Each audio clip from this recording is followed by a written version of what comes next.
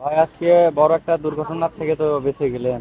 আসলে বেঁচে গেছি বলতে বিষয়টা আমি আপনাদের বুঝাই যে হাতে গ্লোভস ছিল, এই জন্য হাতটা বেঁচে গেছে। এবং দেখেন এই যে এই জায়গা কিন্তু পুরো একবারে ছিঁড়ে গেছে। মানে যদি এই জ্যাকেট শীতের দিন না হইতো তাইলে এবারে জ্যাকেটও পরতাম না, তাইলে হাতের অবস্থা কি হইতো, এই দিক দিয়েও ছিলে যেত। আর দ্বিতীয় কথায় এটা কিন্তু আর্মি বুট, এটা রাইডিং বুট হিসেবে আমি ব্যবহার করতেছি, কিন্তু ব্যবহার করা যায় আর কি। এখানে কিন্তু চামড়া উঠে গেছে, আমার ভিতরের নখ পর্যন্ত ফ্র্যাকচার হয়েছে। এটার তাহলে কি অবস্থা হইতো এখানে, এইটুক উঠে গেছে। আর দ্বিতীয় কথা হলো যে মাথা হেলমেট, হেলমেটে কিন্তু এই যে দেখতেছেন যে ক্র্যাশ খেয়ে গেছে।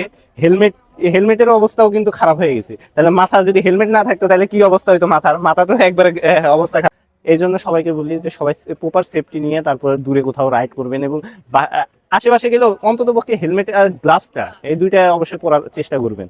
আর যদি পারেন তাহলে বুটটা পরেন। আর